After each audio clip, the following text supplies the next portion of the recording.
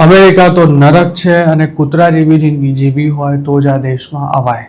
આ શબ્દો છે માત્ર એક જ મહિનામાં યુએસથી પાછા આવી ગયેલા એક સિનિયર સિટીઝન ગુજરાતી કપલના, જે હવે ક્યારેય અમેરિકામાં પગ મૂકવા તૈયાર નથી. દીકરો ફેમિલી સાથે યુએસમાં સેટ થઈ જતા 70 વર્ષની આસપાસની ઉંમર ધરાવતું આ કપલ વિઝિટર વિઝા લઈને થોડા દિવસો માટે ત્યાં રહેવા માટે ગયું હતું.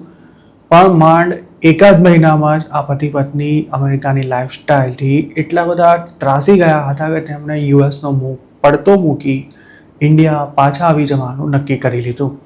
આ કપલનો દીકરો યુએસમાં ખૂબ જ સારી રીતે સેટલ થઈ ચૂક્યો છે અને તેની ઈચ્છા પેરેન્ટ્સને પણ કાયમ માટે પોતાની સાથે જ રાખવાની હતી. પણ જિંદગીના અંતિમ પડાવમાં પહોંચી ગયેલા આ પતિ પત્ની પોતાના છેલ્લા વર્ષો ઇન્ડિયામાં જ વિતાવવા માંગે છે. હાલ શિકાગોમાં રહેતા અને મે મહિનામાં જ પોતાના પેરેન્ટ્સને અમેરિકા બોલાવનારા આ યુવકે આઈએમ ગુજરાત સાથે વાત કરતા જણાવ્યું હતું કે ફેમિલીના લગભગ તમામ લોકો અમેરિકા શિફ્ટ થઈ ગયા હોવાથી તેના પેરેન્ટ્સ ઇન્ડિયામાં એકલા જ રહે છે. તેમને હેલ્થના પણ અમુક ઇશ્યુઝ હોવાને કારણે જો તેમની તબિયત લથડે તો ગમે ત્યારે ઇન્ડિયા દોડવું પડે તેમ હોવાથી આખરે તેમને યુએસ બોલાવી લેવાનું નક્કી કરાયું હતું. જોકે પેરેન્ટ્સનો આગ્રહ હતો કે તેઓ સૌ પહેલાં વિઝિટર વિઝા પર આવશે અને જો અમેરિકામાં તેમને ફાવશે તો જ લાંબા સમય માટે રહેવાનો વિચાર કરશે. તેમને અમેરિકા જવાનું હતું તે વખતે ઈરાન વોરને કારણે 3 વાર તેમની ફ્લાઇટ પણ કેન્સલ થઈ હતી અને છેલ્લી ઘડીએ કન્ફર્મેશન મળતા તેઓ ફાઇનલી મે 2026માં અમેરિકા જવા નીકળ્યા હતા. યુએસ પહોંચ્યા બાદ દીકરાની સાથે સાથે કેટલાક દિવસો સુધી સંબંધીઓને ત્યાં પણ રોકાયા બાદ આ સિનિયર સિટીઝન કપલ અમેરિકાની લાઈફસ્ટાઈલથી એટલું બધું કંટાળી ગયું હતું કે દીકરા સાથે માંડ 15 દિવસ રોકાયા પછી તેમણે ઇન્ડિયા પાછા જવાની જીદ પકડી લીધી હતી. દીકરાએ તેમને 2-4 મહિના રોકાવા માટે ઘણો આગ્રહ કર્યો હતો, પરંતુ આખો દિવસ ઘરમાં ને ઘરમાં જ રહેવાનું જરા પણ પસંદ ન હોવાથી દીકરાની કોઈ વાત સાંભળ્યા વિના જ આ કપલ આખરે ઇન્ડિયા રિટર્ન થઈ ગયું હતું. જતાં જતાં તેમણે દીકરાને ત્યાં સુધી કહી દીધું હતું કે આખી જિંદગી ઇન્ડિયામાં જ કાઢી હોય તેવા સિનિયર સિટીઝન્સ માટે તો અમેરિકા નરક કહી શકાય તેવો દેશ છે.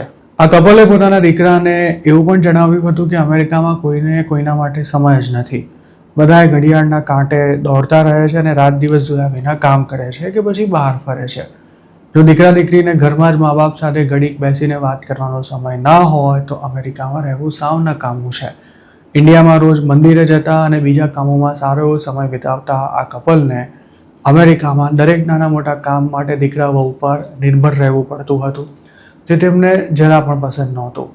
અમેરિકામાં 1 મહિનાના સ્ટે દરમિયાન તેમને પોતાના જેવા ઘણા સિનિયર સિટીઝન મળ્યા હતા કે જે ગ્રીન કાર્ડ કે પછી સિટીઝનશીપ લઈને ફસાઈ ગયા હોવાની લાગણી અનુભવી રહ્યા હતા.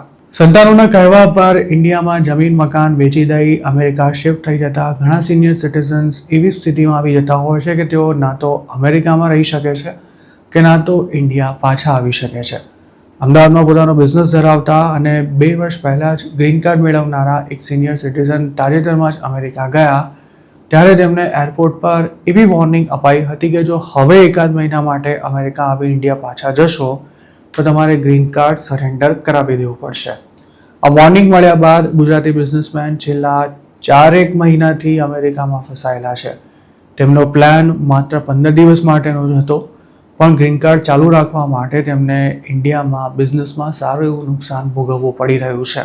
આવા જ બીજા એક કેસમાં 20 વર્ષ પહેલાં ફેમિલી સાથે યુએસ શિફ્ટ થયેલા અને હાલ ઇન્ડિયા સાથે કોઈ જ કનેક્શન ન ધરાવતા મૂળ ચરોતરના એક સિનિયર સિટીઝન ગુજરાતીને તેમના દીકરાઓએ ઘરમાંથી કાઢી મૂક્યા બાદ તેઓ એક મોટેલમાં જોબ કરી ત્યાં જ રહેવા માટે મજબૂર બન્યા છે. શરૂઆતમાં તો પત્નીએ તેમનો સાથ નહોતો આપ્યો, પણ તેમને ઘરમાંથી કાઢ્યા બાદ દીકરાઓએ તેમના પત્નીને પણ ઘર છોડવાની ફરજ પાડી હતી. હાલ એટલાન્ટામાં રહેતા એક સિનિયર સિટીઝન ગુજરાતીની હાલત પણ કંઈક આવી જ છે. તેઓ હાલ યુએસ સિટીઝન છે, પણ તેમનો દીકરો ઇન્ડિયામાં રહેલી જમીન વેચી દેવા માટે ખૂબ જ પ્રેશર કરી રહ્યો હોવાથી અમેરિકામાં બધું જ પડતું મૂકી તેઓ કાયમ માટે ઇન્ડિયા પાછા આવી જવા માંગે છે. સિનિયર સિટીઝન્સ માટે અને ખાસ તો જે આખી જિંદગી ઇન્ડિયામાં કાઢીને અમેરિકા જાય છે તેમના માટે ત્યાં સેટ થવું જરા પણ આસાન નથી. ઇન્ડિયામાં સન્માન સાથે જીવતા વરિષ્ઠ નાગરિકોને અમુકવાર અમેરિકા જઈ ઘણા સમાધાન કરવા પડતા હોય છે. કેટલીક વાર તો તેમને બેબી સેટિંગ માટે કે પછી ઘર સાચવવા માટે જ અમેરિકા બોલાવવામાં આવે છે અને યુએસમાં એક પૈસા માટે તેમજ ઘરની બહાર નીકળવા માટે પણ તેમને કોઈની દયા પર નિર્ભર રહેવું પડે છે. આવી સ્થિતિથી કંટાળી ગયેલા ઘણા લોકો અમેરિકાની સિટીઝનશિપ હોવા છતાં પણ ઇન્ડિયા પાછા આવી આરામની જિંદગી જીવી રહ્યા છે. શું આપને લાગે છે કે સિનિયર સિટીઝન્સ માટે અમેરિકામાં રહેવું મુશ્કેલ છે? આપના વિચારો કમેન્ટમાં ચોક્કસ જણાવજો.